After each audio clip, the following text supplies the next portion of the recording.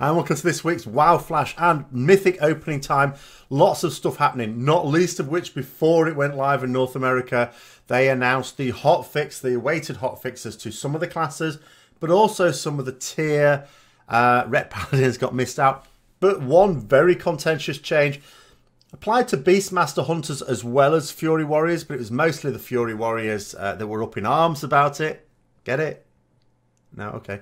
Was the Convergence of Fates. Blizzard sort of clearly don't want people feeling that, you know, must have this trinket, especially when this trinket is now 2 tiers old.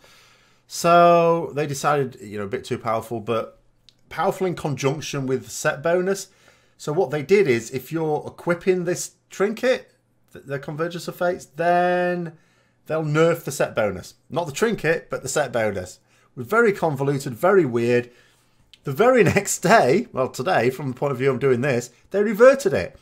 But they have nerfed the Convergence of Fate. So the way it's now going to work is, instead of causing a nerf to the set bonus of using this trinket, they've just straight up nerfed the trinket again. They've nerfed it in line with the way they've nerfed it before. So what this used to do, has your primary stat on it, and it used to have a proc chance to reduce a particular cooldown by 5 seconds.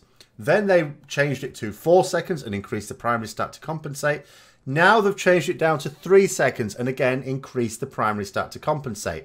The rationale for this is, their argument is that because the proc effect has no item level change, like, you know, it doesn't matter whether you've got an 860 version or a 960 version, it's still going to have the same proc, and it's the proc that's the powerful part of it. They want to make sure that it sort of scales up properly with item level, so they've nerfed the proc and increased the primary stat. What effect that will have, I can't say. I mean, what they want to do is to avoid people having certainly lowish item level versions of this trinket when they could have lots of nice shiny Antorus trinkets. So if it's still the sort of thing where warriors in particular feel that it is still the way to go, I'm going to guess they'll be looking at it again. It did seem very weird that they announced the change so late on anyway, and then the very next day reverted it. I don't know what that's about. But speaking of trinkets, the Antorus ones, I suppose, to sweeten the deal for lots of other people as well, have also been buffed. There seems to have been fairly widespread buffs for quite a lot, if not most of the Antorus trinkets there. Some of them receiving buffs of up to 25% on their output. So it might be worth reevaluating some of them. Because the other thing is, it's not just that the Antorus trinkets have been buffed. They've been buffed by different amounts. So what might have been your best Antorus trinket, not counting the Path of the Titans trinkets, you know, the ones that drop from bosses before Argus, if one of them looks like it was your best one yesterday, it might not be tomorrow. So it might be worth reevaluating that one when Simcraft's updated as well. Blizzard have reminded people that you will get banned for a couple of things in particular. One of which is account sharing, even within the same raid group. The other one is selling boosts for real life money, both of which are against the terms of service. They have suggested that they are going to be banning people that engage in this activity, presumably as a way of avoiding the ban memes that seem to have plagued Legion so far at the start of new raids. So we'll have to see. Already people are sort of joking, oh, so they're getting banned, stuff like that. No one's been banned yet, as far as I know. So long may that last.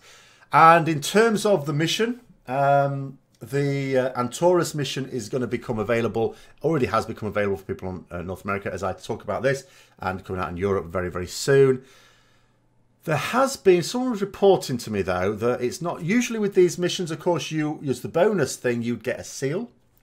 But someone's been telling me that on some characters they've been getting a seal, on some characters they've been getting an armor piece. Now I'm hoping not. Obviously the seal is going to be the thing we really want. Not least of which because by this stage a lot of us have probably already got maxed out champions, so we don't need any more of those armor tokens. But I was wondering if it might have something to do with Tomb of Sargeras missions. For example, at the weekend, I got the Tomb of Sargeras mission, which also as a bonus item gave me the seal, which I completed. Maybe it's the case, and I only say maybe, I don't actually know, that if you have that quest available, that mission available, that it doesn't want you to get 2 seals from basically the same thing like missions. So maybe then, if you have the Tomb of Sargeras one available, and you've got a seal for it, and you just haven't done that mission yet, that the Antorus one gives you something else. Hopefully we'll find out. I'll see if I get the seal for that tomorrow. I'll also see what's in my cache, because of course now, if you've done a plus 15 last reset, you'll get a 960 item from your Mythic cache. And then each week, of course, as long as you're doing a plus 15 Mythic dungeon, you will get a 960 item.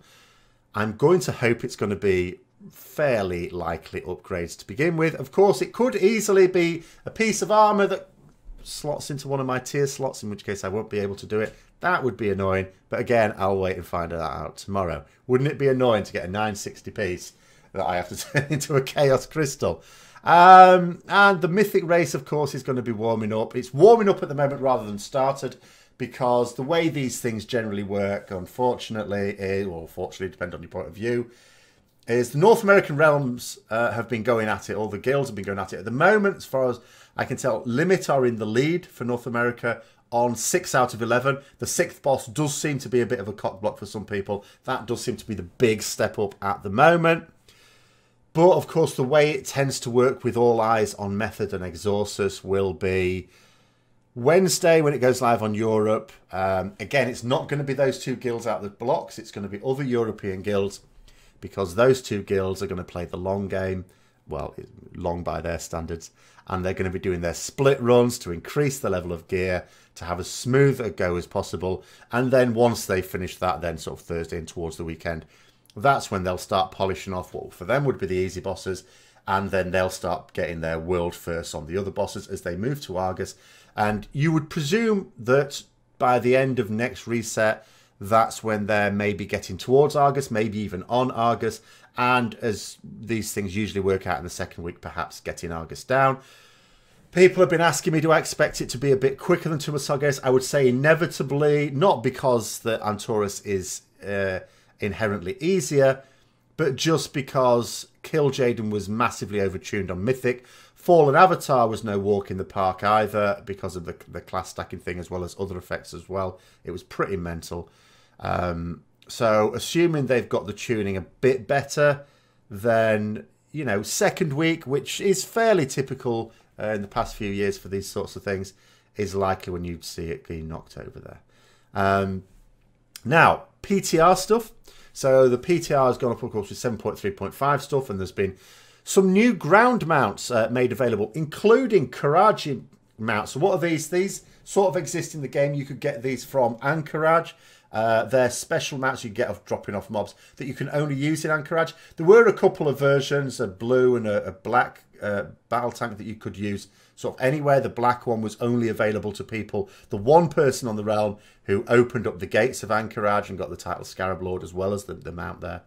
But it looks like we're all going to be able to get some similar mounts, presumably high-res versions of them in the PTR. How we get them, I don't know, but I'm guessing that's going to be linked to the Silithus scenario that is coming in 7.3.5. The scripts with some of these, again, this is just data mined, so we don't know exactly how we get them, but some of the scripts with them, it notes here on the quote for all of these ones, the Karaji war tank has only been seen recently during the Call of the Scarab. That was the events during Vanilla. Could this hint at a resurfacing of the deadly creatures? But what I really like is some of these mounts are not Karaji mounts. One of them is High Mountain Thunderhoof ground mount, which we can guess is going to be like a moose elk type thing. And the quote for this one I quite like, because you can imagine a High Mountain Tauren riding this moose mount, and I guess this is where this quote comes from. I'm a moose riding a moose. Your argument is invalid. I hope that stays as the quote for that one. And then there's also a Nightborn, Mana Saber, and a Star-Cursed Void Striders. This is like presumably sort of Void Elfy type mount. The Nightborn Mana Saber, I'm guessing, is going to be for the Nightborn, obviously, but the new allied race for the Horde, and the Star-Cursed Void Strider, presumably for the Void Elves of the Alliance. And the script for that one says, those that follow the Void tend to prefer the companionship of a steed without form or substance. Does that mean it's going to be invisible? I don't think it'd be quite invisible. Maybe just sort of not quite there. But like amoeba-like or something like that. I don't know what these look like yet. All we've got so far is data mined at the fact that they're going to be these mounts. and the quotes that go with them as well.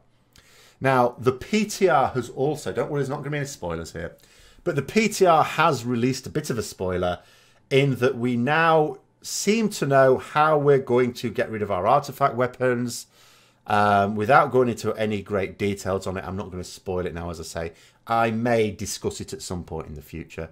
But if you wanted to find out yourself, you can sort of find out there is on MMO Champion, at least, and Wowhead. They've blocked it out, so you have to click on it to actually see the spoiler.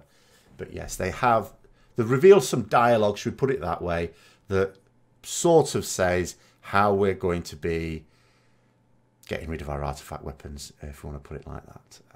Without giving away all the details, but I'm not going to say any more on that here. So, in terms of streaming, my schedule, remember, just go to Twitch to have a look at that. The schedule has changed very slightly because of the slightly different raid schedule that I'm now doing with my new guild. But in all the effects, it's sort of the same there. So check that out. Thanks very much for watching. If you've enjoyed it, don't forget to like, comment, subscribe and share. And until next time, I'll see you later.